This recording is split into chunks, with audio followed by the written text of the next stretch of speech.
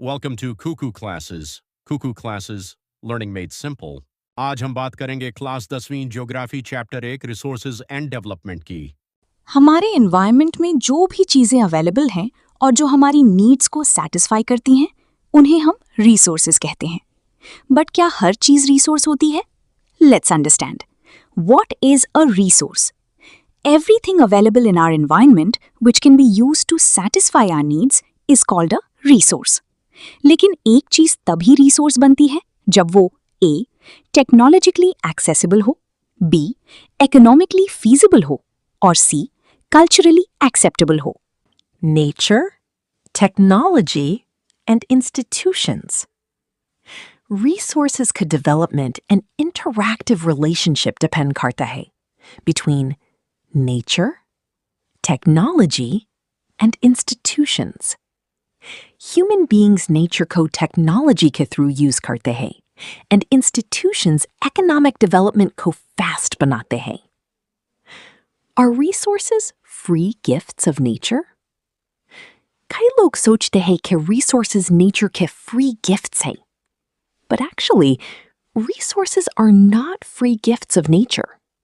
Human beings अपनी knowledge and technology to natural things to useful resources में convert करते हैं. For example, coal ज़मीन के अंदर सिर्फ एक material है. जब humans उसका use electricity बनाने में करते हैं, तब वो resource बन जाता है. Humans are important resources.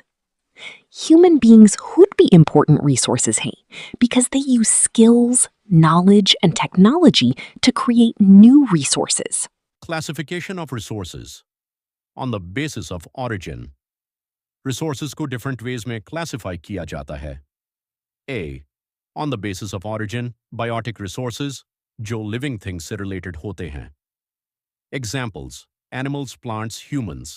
Abiotic resources जो non-living things होते हैं.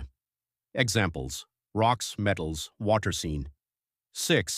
On the basis of exhaustibility, solar energy versus coal mining. B. Renewable and non-renewable resources. Renewable resources जो दोबारा naturally replenish हो सकते हैं. Examples: solar energy, wind energy, non-renewable resources जो एक बार यूज होने के बाद खत्म हो जाते हैं. Examples: coal, petroleum scene 7 on the basis of ownership. C. Ownership of resources. Individual resources. Example: house, farmland. Community resources. Example: parks, village ponds, national resources. Example: railways, forests, international resources. Example: ocean resources beyond 200 nautical miles. On the basis of development. D. Status of development. Potential resources available but not fully used yet. Developed resources, surveyed and currently in use. Stock. Resources available but technology not advanced enough. Reserves, resources saved for future use. Daily life resources.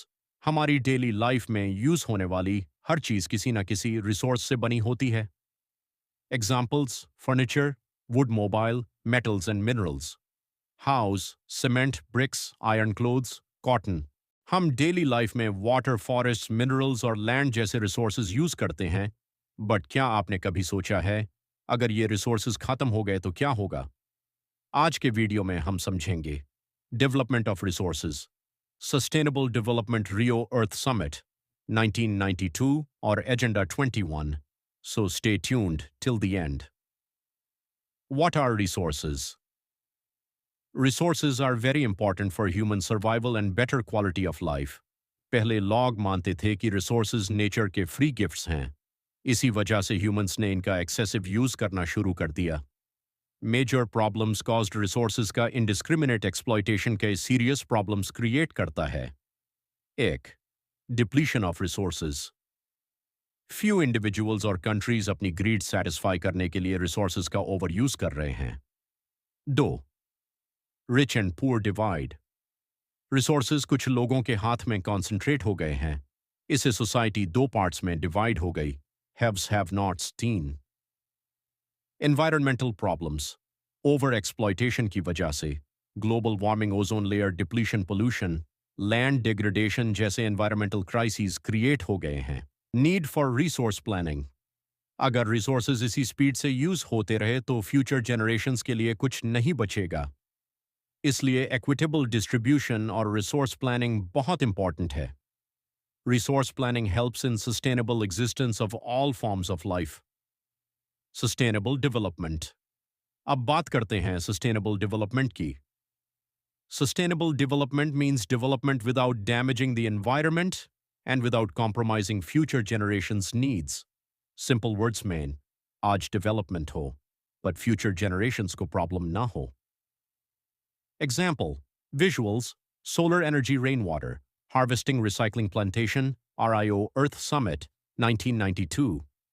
In June 1992, Brazil के Rio de Janeiro city में first International Earth Summit organize हुआ। इस summit में 100 से ज़्यादा world leaders ने participate किया।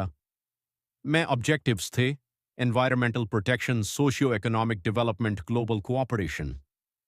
Leaders ने क्लाइमेट चेंज और बायोलॉजिकल डाइवर्सिटी को प्रोटेक्ट करने के अग्रीमेंट साइन किए। एजेंडा 21। रियो समिट में एजेंडा 21 अडॉप्ट किया गया। एजेंडा 21 एक ग्लोबल प्लान था for sustainable development in the 21st century. Main goals: environmental protection, poverty reduction, disease control, global cooperation. इसका मेजर ऑब्जेक्टिव था कि हर लोकल गवर्नमेंट अपना लोकल एजेंडा 21 प्रिपेयर करे।